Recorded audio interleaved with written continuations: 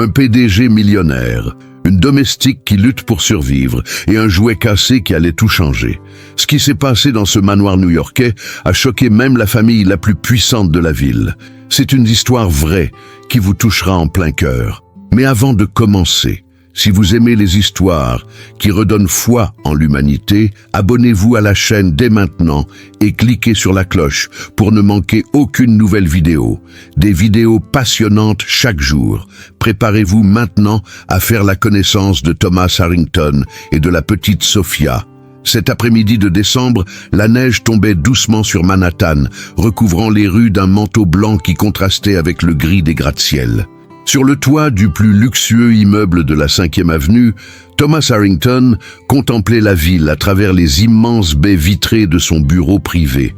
À 42 ans, il avait bâti un empire technologique d'une valeur de plus de 3 milliards de dollars. Thomas était connu pour sa froideur en affaires et son organisation rigoureuse. Il se levait à 5 heures du matin, consultait les marchés asiatiques avant même de prendre son café et passait 16 heures par jour plongé dans des rapports, des réunions et des décisions impliquant des millions.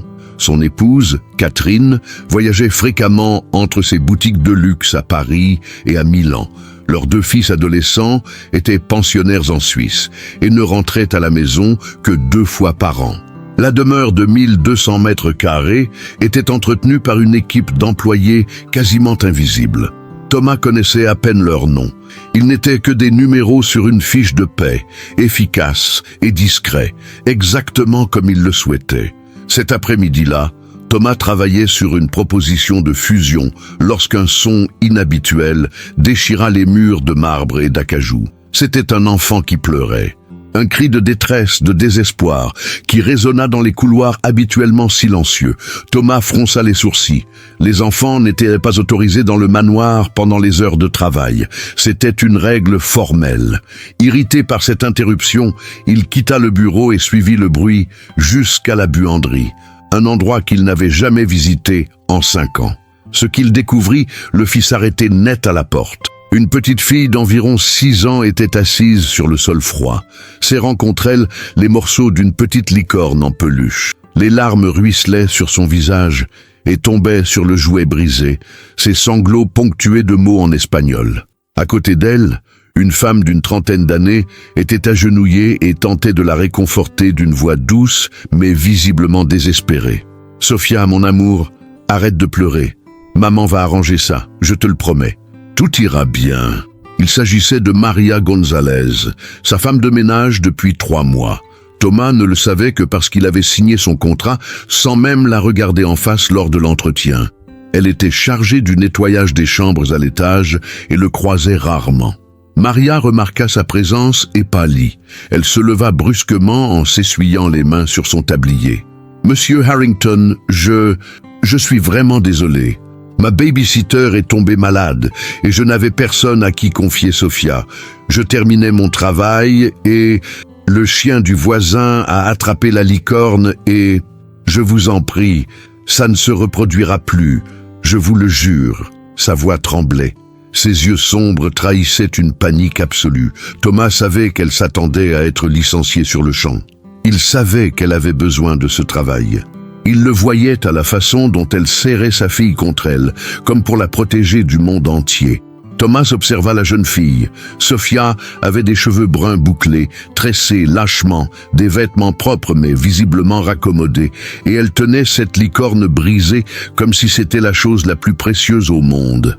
Il y avait dans ses grands yeux bruns, encore brillants de larmes, quelque chose qui lui rappelait un souvenir lointain, enfoui au plus profond de sa mémoire. « Depuis combien de temps a-t-elle ce jouet ?»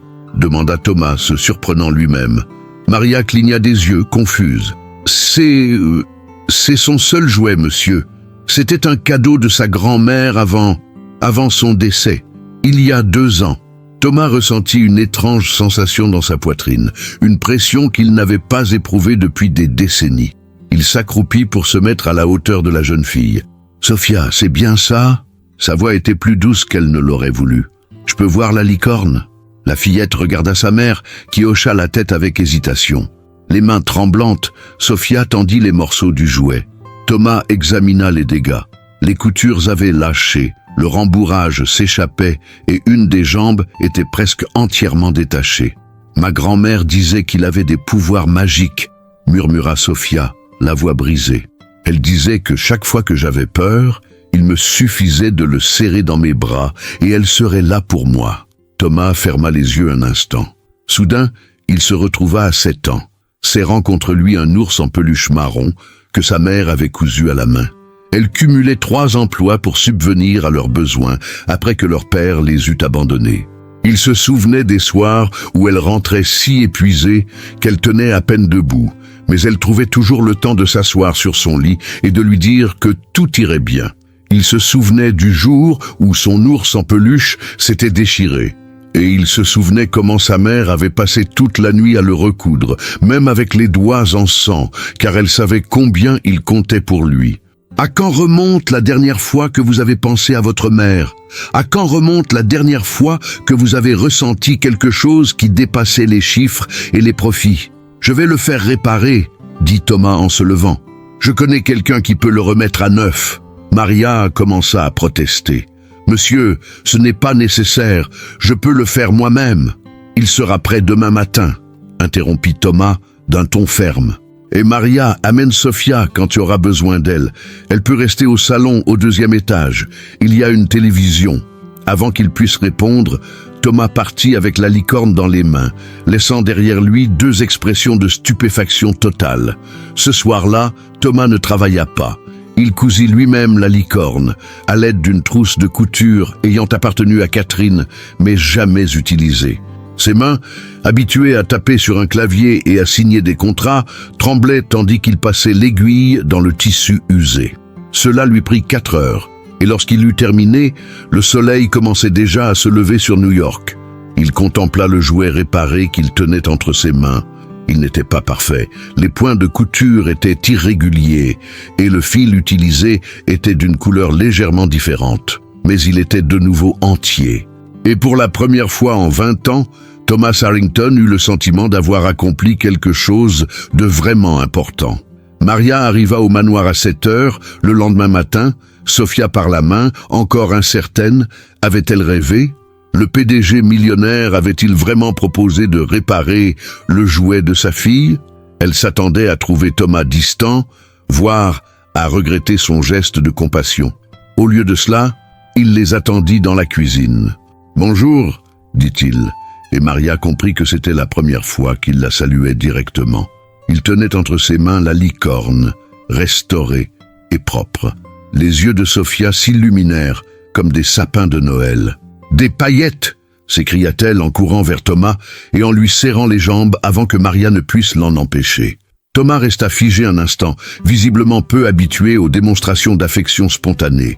Puis lentement, il posa sa main sur la tête de la jeune fille. « Il est un peu amateur dans son travail », admit Thomas en lui tendant le jouet. « Mais ça devrait faire l'affaire. C'est parfait !» Sophia serra la licorne contre elle en la faisant tourner sur elle-même. « Merci, monsieur. Merci, merci, merci. » Maria avait les larmes aux yeux. « Monsieur Harrington, je ne sais pas comment vous remercier. »« Ce n'est pas nécessaire, » répondit Thomas, mais il y avait quelque chose de différent dans sa voix. Une douceur qu'il n'avait pas auparavant. « Maria, as-tu besoin d'aide pour quelque chose? Garde d'enfants, crèche, des ressources ?» Maria hésita. Personne ne lui avait jamais posé cette question auparavant. La garderie du quartier a 6 mois d'attente, a-t-elle admis. Et les nounous privés coûtent plus cher que ce que je gagne en 1 semaine. Thomas prit note mentalement. Je comprends. Pour l'instant, Sophia peut rester ici pendant son service. Il y a une bibliothèque au 3e étage avec des livres pour enfants que mes enfants n'ont jamais utilisés. Elle peut y lire si elle le souhaite. Au cours des semaines suivantes, des choses extraordinaires commencèrent à se produire au manoir Harrington. Sophia devint omniprésente, et avec elle, la vie s'anima. Elle dessinait dans la bibliothèque, fredonnait dans les couloirs, et posait des questions à n'en plus finir sur tout ce qu'elle voyait. Les autres employés, d'abord surpris, commencèrent à sourire davantage. L'atmosphère sombre et silencieuse du manoir se dissipa peu à peu. Thomas se retrouva à modifier son emploi du temps. Il commença à faire des pauses à 3 heures de l'après-midi, l'heure à laquelle Sofia prenait généralement son goûter dans la cuisine. Au début, il se disait qu'il vérifiait simplement que tout était en ordre. Mais bientôt, il s'asseyait à table avec elle, à écouter ses récits sur l'école, les dessins animés et son rêve de devenir vétérinaire. Parce que les animaux ne sont jamais méchants intentionnellement, expliqua Sofia un jour en léchant une glace au chocolat. Ils ont juste besoin d'amour, de nourriture et de quelqu'un pour prendre soin d'eux, tout comme les humains. Thomas s'arrêta, sa tasse de café suspendue en l'air. Quand quelqu'un lui avait-il dit quelque chose d'aussi profond pour la dernière fois? Maria observait ces échanges avec un mélange de gratitude et d'inquiétude. Elle craignait que ce ne soit que passager, qu'un jour Thomas se réveille et se souvienne qu'il était un PDG milliardaire qui n'avait pas de temps pour les enfants. Mais les jours se transformèrent en semaines, et Thomas continua de venir. Un samedi matin, Thomas a surpris tout le monde en se présentant au modeste appartement de Maria dans le Queens. Elle a ouvert la porte, encore en peignoir, complètement abasourdie. « Monsieur Harrington, il s'est passé quelque chose. Je suis venu te chercher, dit-il simplement. Il y a une journée d'adoption d'animaux à Central Park. Je me suis dit que Sofia aimerait peut-être y assister. » Ce qui suivit fut l'une des journées les plus surréalistes de la vie de Maria. Elle et Sofia se promenaient dans le parc en compagnie d'un des hommes les plus riches de New York, qui tenait patiemment Sofia dans ses bras pendant qu'elle caressait tous les chiens et chats proposés à l'adoption. Les gens les regardaient avec perplexité. Le PDG, réputé pour sa froideur, jouant avec une enfant et riant sincèrement. « Maman, je peux, s'il te plaît !» supplia Sofia en serrant contre elle un chiot Golden Retriever. Maria commença à refuser, sachant que son petit appartement était à peine assez grand pour eux deux, sans parler d'un chien. Mais Thomas intervint. « Et s'il restait au manoir ?» suggéra-t-elle. « Sofia pourrait lui rendre visite tous les jours quand tu viens travailler. Et le week-end aussi, si elle le souhaite. »« Monsieur Harrington, c'en est trop, » protesta Maria. « Thomas, corrigea-t-il. Et ce n'est pas le cas. Le manoir est trop vide. Un chien lui ferait du bien. » Et c'est ainsi que Buddy, le Golden Retriever, s'est joint à la transformation croissante du foyer Harrington. Mais tout n'était pas rose. Catherine Harrington revint de Paris une semaine plus tard et n'était pas satisfaite des changements. « Mais qu'est-ce qui se passe ici, Thomas ?» demanda-t-elle en regardant Buddy allongé dans le salon. « Il y a un enfant qui court dans les couloirs, un chien dans la maison et toi, tu es différent. Que t'est-il arrivé ?» Thomas regarda sa femme. Ils partageaient une maison, mais pas une vie, depuis des années. À quand remontait la dernière fois qu'ils avaient vraiment parlé d'autre chose que d'argent ou des apparences sociales? « Je me suis souvenu de qui j'étais avant de devenir ça, » dit-il calmement. « Ça ?» Catherine haussa un sourcil parfaitement dessiné. Une machine, un numéro. Quelqu'un qui a oublié que les gens comptent plus que les profits. Catherine rit, mais d'un rire sans joie. Tu fais une crise de la quarantaine à cause d'une bonne et de sa fille. C'est ridicule, Thomas. Et une Ferrari, et une maîtresse. Mais ne te mets pas à jouer au père de substitution. C'est pathétique. Les mots étaient durs, mais Thomas comprit qu'ils ne le blessaient pas. Car pour la première fois depuis des décennies, il savait exactement qui il était et ce qu'il voulait devenir. C'est peut-être pathétique, a-t-il concédé. Ou peut-être que c'est la première chose honnête que j'ai faite en 20 ans. Catherine sortit en trombe et Thomas retourna à la bibliothèque où Sofia lisait une histoire à Buddy. Le chien couchait patiemment à ses pieds. « Ça va ?» demanda Sofia, remarquant quelque chose dans son expression. « Oui, je le suis !» répondit Thomas, et il réalisa que c'était vrai. « Je vais mieux que je ne l'ai été depuis longtemps. » L'automne s'installa à New York, parant Central Park de teintes dorées et rouges. Thomas était devenu méconnaissable pour ceux qui ne le connaissaient que par les tabloïds et les magazines économiques. Il quittait le bureau à 17 heures, passait ses samedis matins à emmener Sofia et Maria au zoo, et avait même créé un programme de bourse d'études au sein de son entreprise pour les enfants des employés. Mais les véritables transformations se produisent rarement sans douleur. Un après-midi pluvieux d'octobre, Thomas était à son bureau lorsqu'il reçut un appel qui le fit pâlir. C'était de l'hôpital Mount Sinai. Maria s'était évanouie au travail et était soignée aux urgences. Sofia était avec elle, effrayée et en pleurs. Thomas a tout laissé tomber et s'est précipité à l'hôpital, chose qu'il n'aurait jamais faite pour un employé auparavant. À son arrivée, il a trouvé Sofia assise seule sur une chaise en plastique, serrant Sparkles, la licorne, dans ses bras, les yeux rougis par les larmes. « Thomas !» Elle courut vers lui et il la prit dans ses bras sans hésiter. « Tout va bien, princesse. Ta mère va bien. Que s'est-il passé ?» Elle faisait le ménage et elle est tombée subitement. Il y avait du sang. La voix de Sofia s'est brisée. « J'ai peur. » Thomas la serra plus fort contre lui, accablé par le poids des responsabilités. Il contacta les médecins, mettant à profit ses relations et ses contacts pour que Maria reçoive les meilleurs soins possibles. Ce qu'il découvrit le bouleversa. Maria était atteinte d'un cancer des ovaires, à un stade avancé. Elle avait ignoré les symptômes pendant des mois, faute d'assurance maladie adéquate et parce qu'elle ne pouvait pas se permettre de s'absenter du travail. À présent, sa situation était critique. « Combien de temps ?» demanda Thomas à l'oncologue en privé. « Avec un traitement intensif, peut-être 2 ans, sans traitement, 6 mois tout au plus. » « Mais Monsieur Harrington, le traitement coûte environ 300 000 $ et elle n'est pas couverte par l'assurance. Je prendrai tout en charge, » interrompit Thomas. « Absolument tout. Les meilleurs spécialistes, les meilleurs traitements, quel qu'en soit le prix.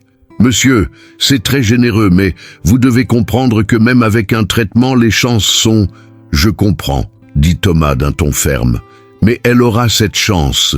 Et Sofia aura sa mère aussi, longtemps que possible. » Lorsque Maria se réveilla des heures plus tard, faible et désorientée, Thomas était à son chevet, Sofia endormie dans ses bras. « Monsieur Harrington, » murmura-t-elle, les larmes ruisselant sur ses joues. « Sofia, elle n'a personne d'autre que moi. Si je meurs... »« Tu ne vas pas mourir, » dit Thomas avec une certitude qu'il ne ressentait pas. « Tu vas te battre, et je serai là. On prendra soin de Sofia, quoi qu'il arrive, je te le promets. » Maria pleurait et Thomas lui tenait la main. Cet homme qui, 6 mois auparavant, ignorait jusqu'à son nom, promettait maintenant de prendre soin de ce qu'elle avait de plus précieux. Les mois suivants furent les plus difficiles qu'ils aient jamais vécus. Maria commença la chimiothérapie et les effets furent terribles.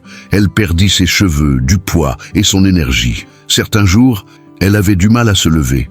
Thomas engagea des infirmières privées, réaménagea tout son appartement pour plus de confort et installa Maria et Sofia dans une suite du manoir afin qu'elle n'ait pas à se déplacer.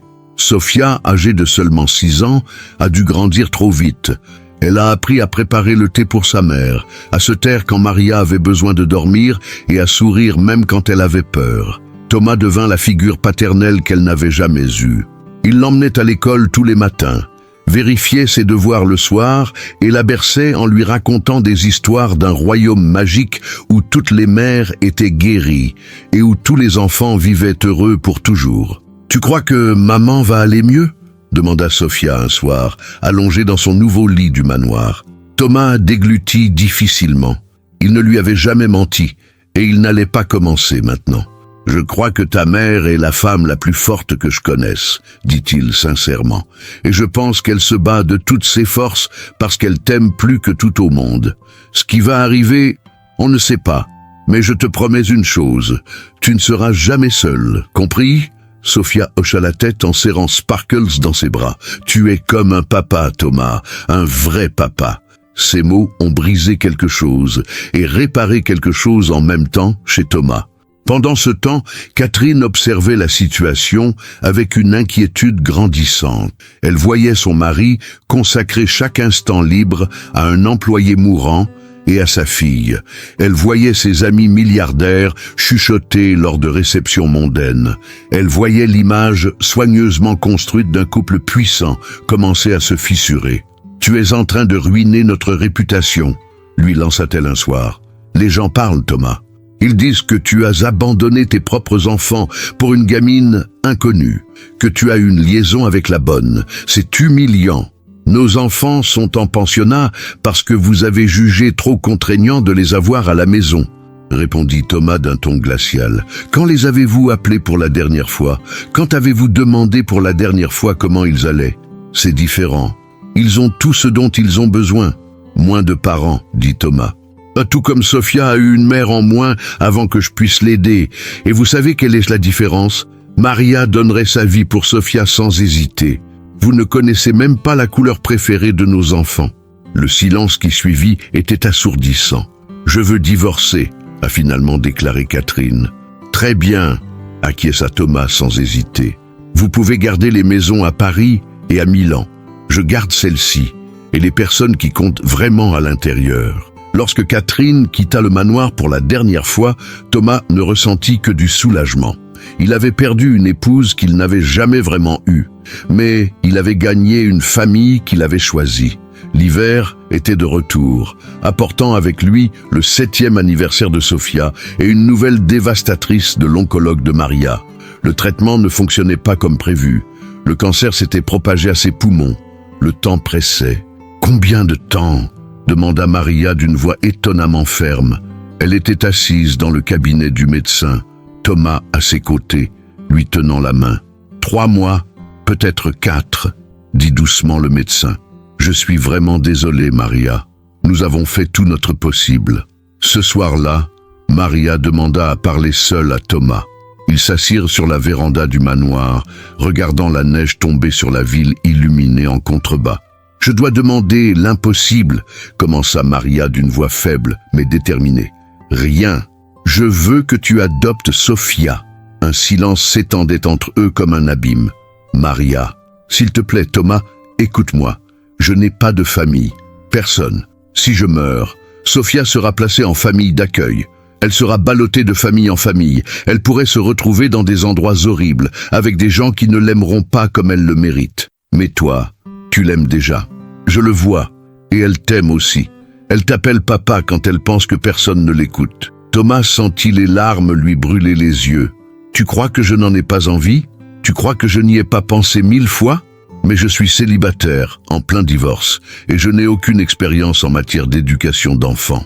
Tu es le meilleur homme que je connaisse, » l'interrompit Maria. « Tu as complètement bouleversé ta vie pour un enfant qui n'était même pas le tien. Tu as pris soin de moi, alors que tu n'y étais pas obligé. Tu as un cœur que je n'aurais jamais cru possible chez quelqu'un comme toi. Et je sais que tu donneras à Sophia tout ce que je ne peux pas lui offrir. Pas seulement de l'argent, mais de l'amour. Une famille, un avenir. Que vais-je lui dire? Comment vais-je lui expliquer que sa mère n'est plus là? Tu vas dire la vérité, toujours, que j'ai adoré chaque seconde passée avec elle, qu'elle a été la meilleure chose qui me soit jamais arrivée, et que je suis parti en sachant qu'elle avait quelqu'un qui prendrait soin d'elle, comme si elle était de sa propre famille. » Thomas pleurait. Cet homme puissant, qui régnait sur des empires et influençait les marchés, pleurait comme un enfant dans les bras d'une femme mourante qui avait changé sa vie à jamais. « Je te le promets, » murmura-t-il. « Je le jure sur tout mon être, Maria. Elle sera ma fille. Je l'aimerai, je la protégerai et je lui donnerai le monde entier si elle me le demande. » Maria sourit à travers ses larmes. « Je sais que c'est vrai. C'est pourquoi je peux partir en paix. On a fait appel aux avocats. Les documents ont été préparés. La procédure d'adoption a été lancée avec l'urgence que seuls des moyens illimités et des relations influentes peuvent offrir. » Thomas a remué ciel et terre, sollicité l'aide de juges et de politiciens, et en 2 semaines, la tutelle légale de Sophia était enclenchée. Mais Maria tenait à être présente pour la signature finale.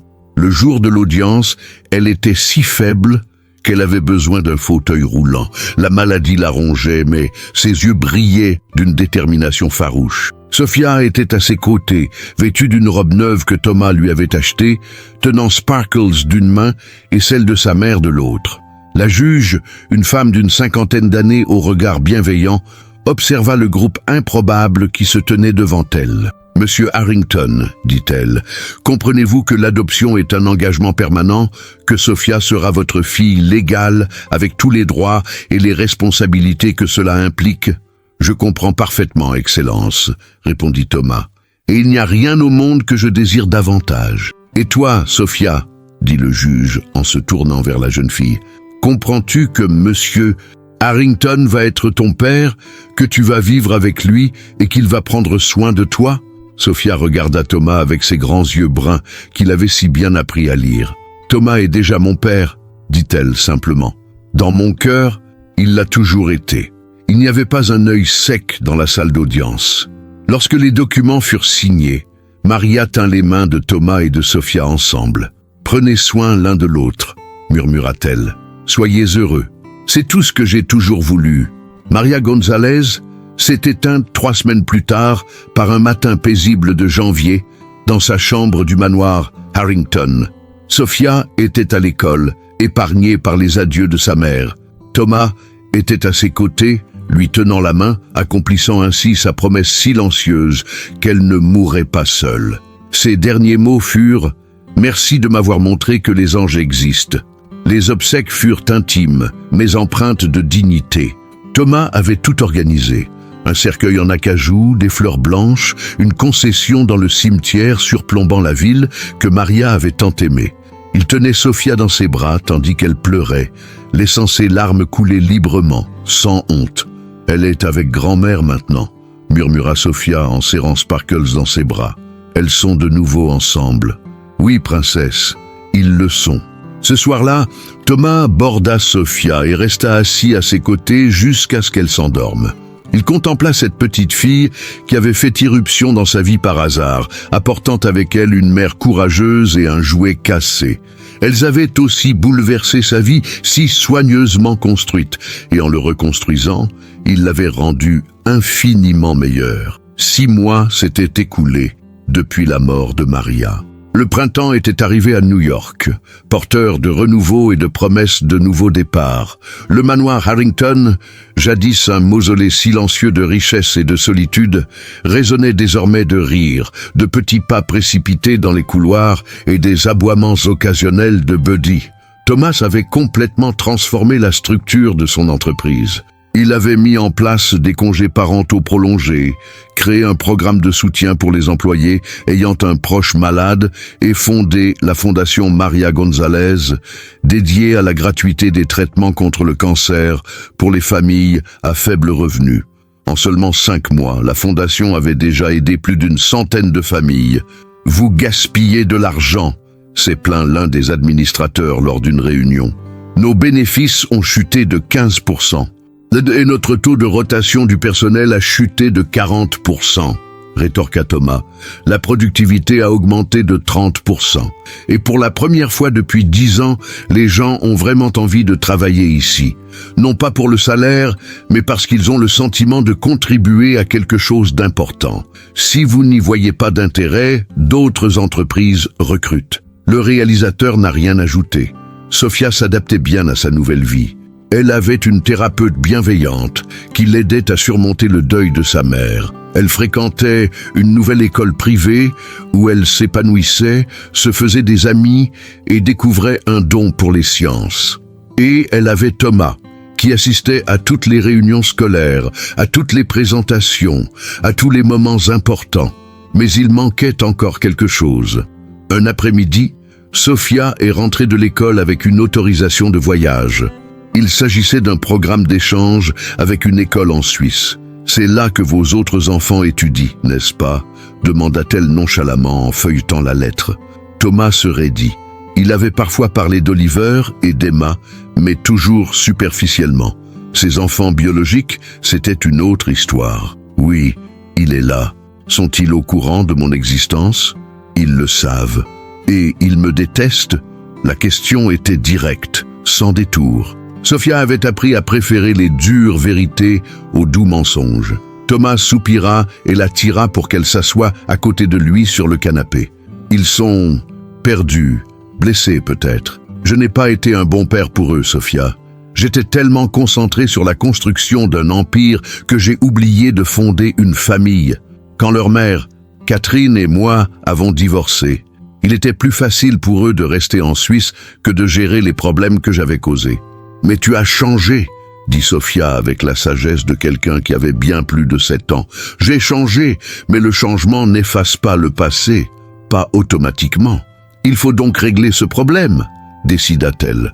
Comme tu as réparé Sparkles, il est peut-être cassé, mais ça ne veut pas dire qu'il est irréparable. » La simplicité parfaite du raisonnement de Sofia le fit sourire. « Tu es très sage, tu sais. Maman disait toujours ça. Elle disait que j'avais un cœur en or, hérité de grand-mère. » Thomas prit une décision. Et si on partait en voyage, aller voir Oliver et Emma, rencontrer leurs frères et leurs sœurs? Les yeux de Sofia s'écarquillèrent. « J'ai un frère et une sœur? Techniquement, oui, s'ils vous acceptent, et si vous souhaitez les rencontrer.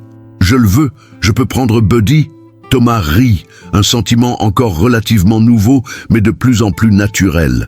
Laissons Buddy avec le personnel cette fois-ci. 2 semaines plus tard, Thomas et Sofia s'envolèrent pour Genève. Le pensionnat où étudiaient Oliver et Emma était un établissement prestigieux niché dans les montagnes suisses, offrant des vues imprenables sur les Alpes et une atmosphère de privilège qui semblait irréelle.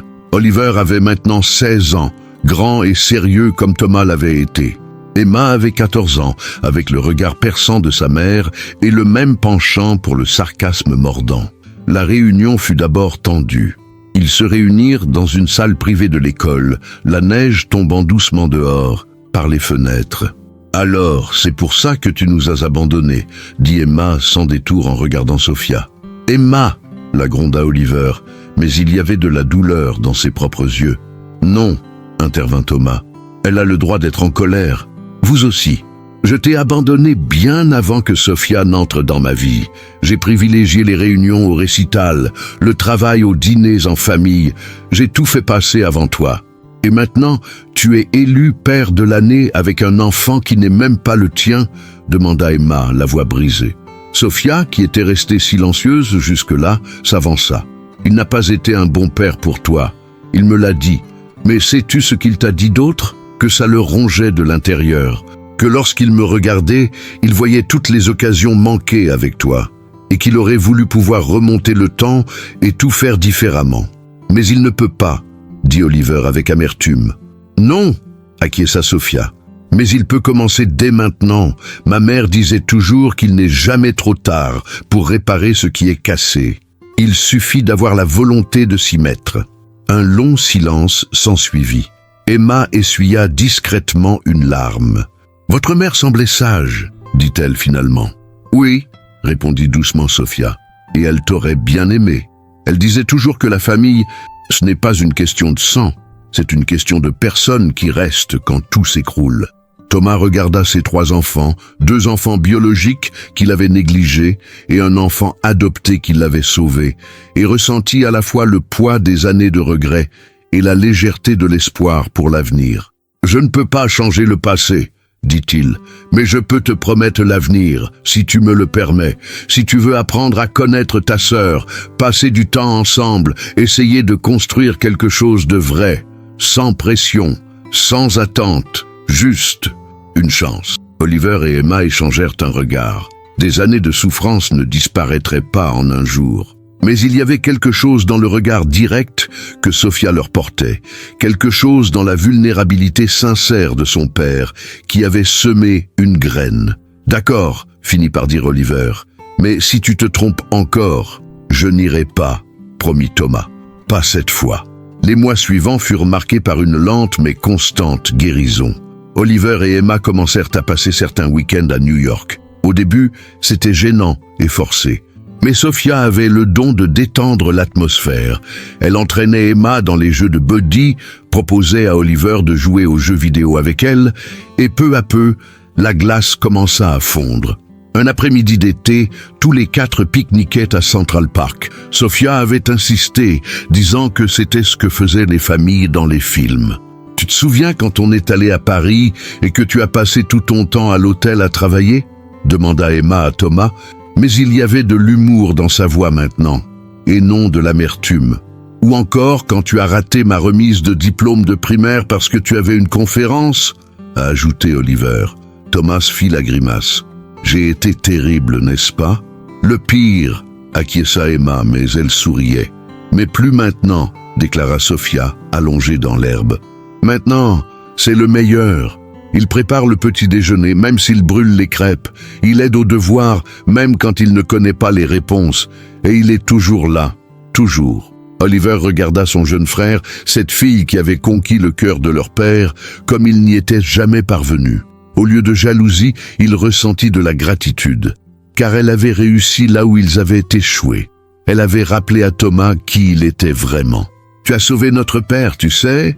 dit Oliver à Sophia. « Non !» répondit Sophia, sa sagesse de 7 ans transparaissant à nouveau. « Il a survécu. J'ai juste cassé un jouet au bon moment. » Tout le monde a ri, et à cet instant, baignés par le soleil d'été new-yorkais, ils sont apparus tels qu'ils étaient vraiment. Une famille, imparfaite, rafistolée, construite à partir de morceaux brisés, soigneusement recousus. Tout comme Sparkles, la licorne, qui trônait désormais en bonne place sur l'étagère de la chambre de Sophia, rappelant à tous que les choses cassées peuvent être réparées, qu'il n'est jamais trop tard pour changer, et que parfois, les plus grands miracles naissent des plus petits gestes de gentillesse. Thomas Harrington avait débuté comme PDG millionnaire qui ignorait le nom de ses employés. Désormais, il était père de 3 enfants. Veuf de cœur d'une femme courageuse et un homme qui avait enfin compris que le véritable succès ne se mesurait pas en dollars, mais en rires partagés, en larmes essuyées et en amour inconditionnel qui unit ceux qui choisissent de former une famille. Tout a commencé avec une petite fille qui pleurait et un jouet cassé qu'un PDG s'est arrêté pour réparer.